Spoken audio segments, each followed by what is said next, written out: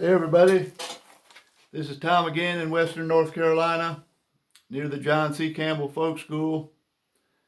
If you're ever interested in like an adult summer camp type week, doing some kind of a craft, you should try to look up John C. Campbell Folk School. They're on the internet. Anyways, I want to give a shout out to yesterday, just by accident, on YouTube I found Peter Follinsby, an acquaintance of mine from years ago. He's a hand tool guy doing woodworking.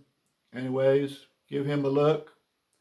And I'm giving a shout out to John Krause, a good friend of mine, who made my spokeshave, and I acquired at least 2 of my draw knives from. He's a good sharpener guy, all around skilled craftsperson in a lot of different ways. Anyways, hope he's feeling better. He was in the hospital. Anyways, this is going to be my next video. I guess I'm getting too warm. I'm going to take my jacket off. And I know that my head's not going to be in the picture all the time today, but this video is going to be more about draw knifing and spoke shaving, so I sort of want you to see what's going on with that. You don't need to see my face and head to see that stuff. Anyways, this next video is going to be about these back posts. Remember, we just recently put our mortises in the back posts, and now we need to shape the back posts to basically their final shape. You know, I've got a rough taper on the bottoms here. This part up in this area is all 8-sided. And up here on the top, it's pretty much a square cross section. You know, it's square. And I'm going to try to change that. This here, I hope you can see this, but this is here. If you're looking at the end of this post, you know, this is what it looks like. And this is these dotted lines are where the mortise is into the post. Anyways, it looks like this now, square, and I want to change it to this shape. And this shape has flat sides here, and then rounds in the back. And it has very, very slight, small radiuses right here on the front corners. I hope you can see that. But anyways, how I go about doing that is I just get my pencil and my post, and I usually just choose a spot like right there. See, this is the shortest distance to any of the mortises. And so I don't want my round to go into the mortise. I want this whole side right here to be flat. I don't want any roundness where the mortises are at. So I take my pencil and I use my fingers to stop, and I draw that line like that. Keeping my finger in the same place, I go ahead and draw that line. And then I'm trying to keep this on the camera. I do that same line like that. And then like that. And those lines usually kind of line up pretty good with this 8-sided here. See how that comes into that where it's 8-sided. But anyways, I've got lines drawn on there now.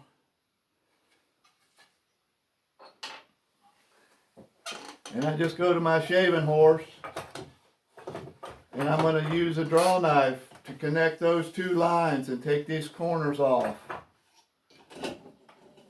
And this is the draw knife that I normally use nowadays for anything. It's a Nobles. And I'm told that Nobles was the original patent holder for a draw knife like this, where you can unscrew the end, and there's a little set of gears on that. You can change the handles to any place you want them, or just about any place you want them. This particular draw knife here has 13 notches. So there's 13 places you can put those handles. These ones over here, this Nobles and this one here, which is a Witherby, they both have 21 places that you can put your handles. And I've got this set. Well, I'm going to tell you something else. See, this draw knife here used to look like this one, pretty much. But I put these modified handles on them because I want my hands to be right here, right in line with the blade. Because if you've used a draw knife much at all, or if you haven't, I'll just tell you, you have to control the cut. You're the one with your hands. You're deciding how much you take or how little you take. And so, you know, I don't want my hands down here because I have to be levering that. Where I want my hands right in here, I think I have a lot better control and I have a lot more power. If I'm hogging, you know, roughing out stuff. But right now I'm just going down to those two lines.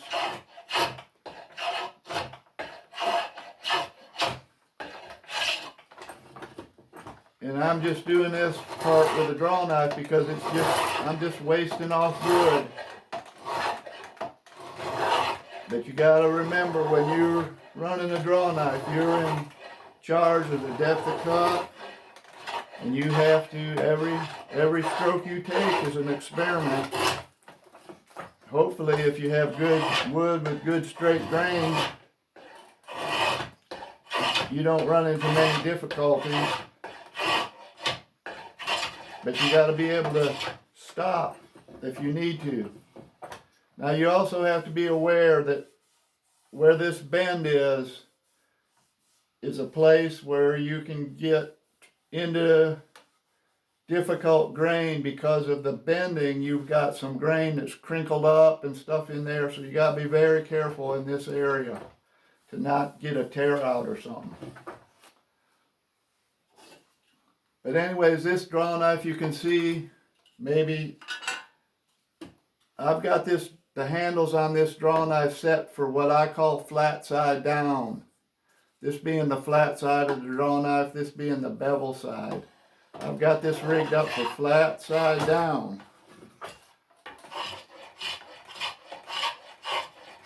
And it's just a matter of your own, you know, just like they say, everybody's got their own ideas about how they use their tools.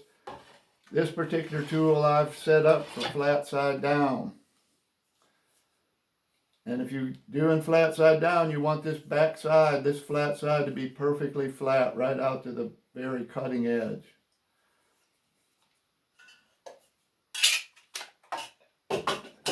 Anyway, I'm just going to show you, and I know that this draw knife was acquired off of eBay by John Krause or his son Taj. I'm not sure which one got it. But then John takes these draw knives and fixes them up so they're better than they were. This one also, this Witherby, came off of eBay, I'm sure. Now this draw knife has fixed handles on it. You can't change the handles, so if you tried to use this one flat side down, it would be very awkward. You could do it for a little while if you had to, but it's very awkward. So it's set up for bevel side down as far as I can tell, and it's a good draw knife. And anyways, this draw knife is a Greenlee, and it was, my dad bought this draw knife probably somewhere around 1950, and I don't think he ever used it for more than 20 minutes or an hour. it's almost in brand new condition except for where I've sharpened it and used it. You notice on the back side that you can see a line right here. I don't know if you can see that, but there's a line right there, and that's an indication that there's two different metals in the blade, a harder metal and a softer metal. But this is a good draw knife. If you're up in Cincinnati or places like that where there's big flea markets, you probably can find a one like that. Anyways, that's a lot of talking about that. But see, I've got those corners knocked off now.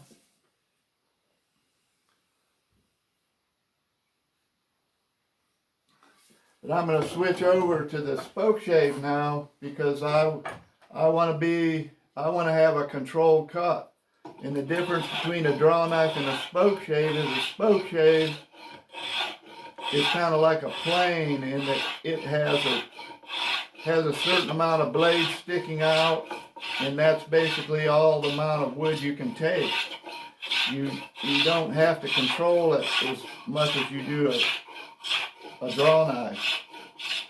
You still have to be aware though, because they can catch a piece of wood and start tearing. And if you start getting tearing, that's going down deeper than you want to go. So you still have to be aware.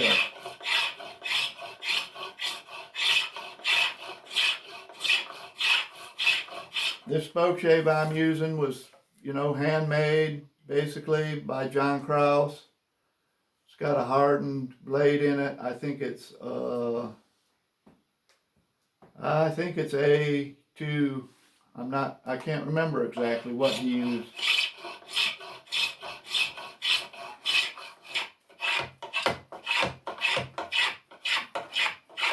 But anyways, I'm trying to change that shape around here on this back side. I'm being very careful down in this back of this knee, that back of this bend. And see, my spokeshave won't even get down in there because it's got a sole on that. It holds it up, and so that blade will barely get down in there. So I might have to come back with some other tool in there. But I'm just knocking this corner off.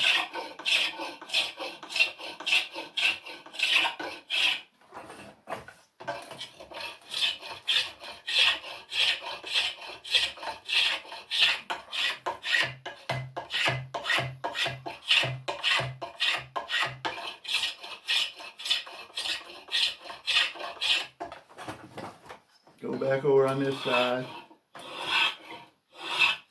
I'm taking it real slow around this corner because I don't want to get a tear out. This white oak hasn't been too bad. But some white oak and any wood, you can catch a piece of wood and it'll start to tear. White oak is generally a lot worse than red oak in that regard.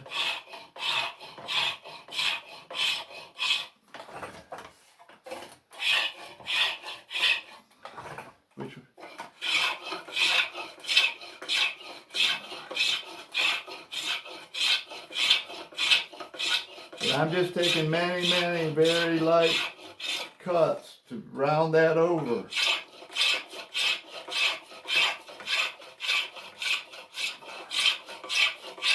And I keep changing the angle of my spokeshave. I'll take one cut here, then the next cut's there, like that. And that's how I get the curve. I'm trying to stay off of this flat spot up here. Theoretically, you should just be able to take just one smoothing, shine up cut on that.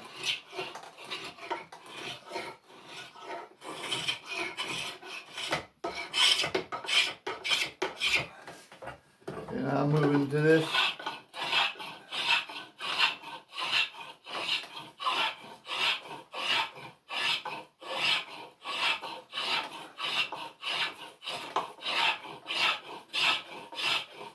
Got a little beauty mark right there. I don't know, a little knot of some kind.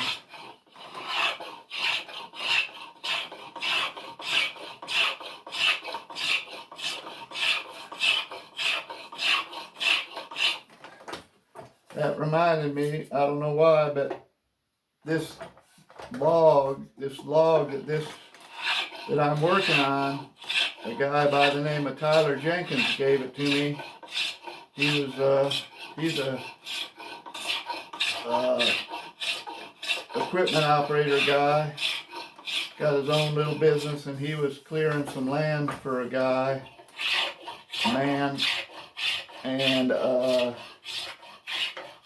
all the wood was just, he said, was just going to go to firewood, and he asked him if he could have a piece of it, and he picked out, I think he told me, the best piece that he could find in this wood, and it was a little old log about 7 feet long, you know, the bottom cut of the tree,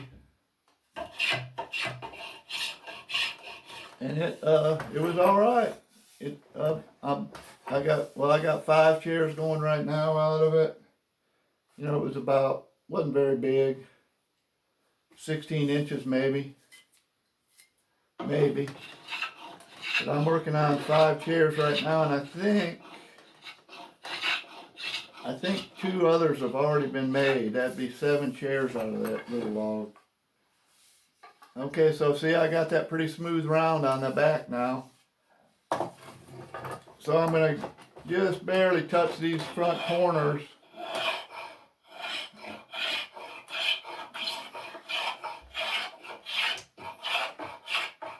Really don't want much taken off these.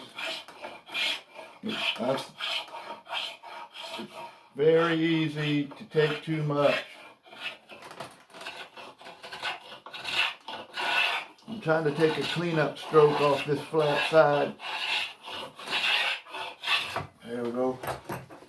Now I'm taking, and right here, you can't see but I got the mortises are right here, and I do not want this round over here to go into that mortise. I don't want that at all. I want those mortises to be laying right on a flat surface.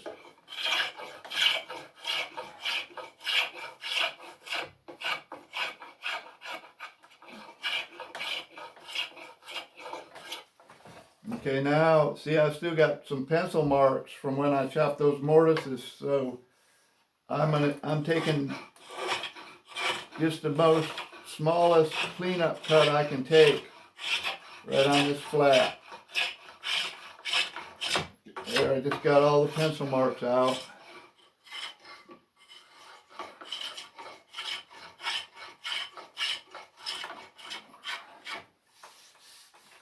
And so everything about this part is by feel, by your eyes and feel. I can feel with my hand if I've got any places that are not to my liking, and I can work on them a little bit more.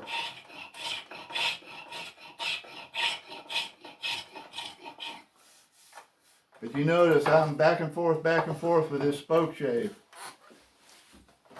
And I think our time, you know, is, I don't know, I don't like these to run too long, but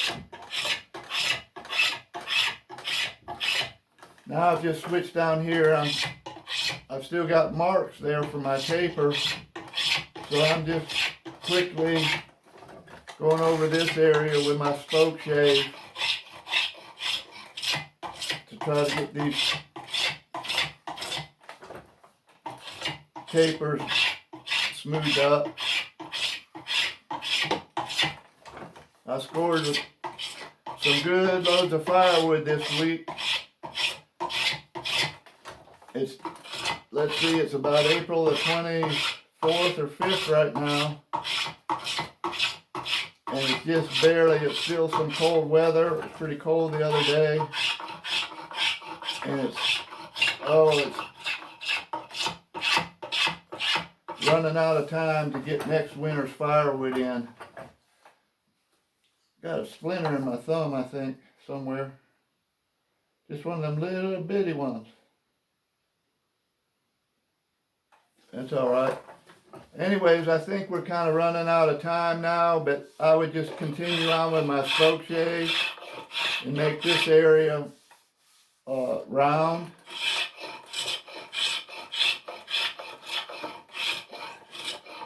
And you just have to choose how you're going to blend it into this other area up here. I'm almost up to that mortise right there, but that's where the blend is. That's a descriptive word, I guess. Blend. You got to blend it in.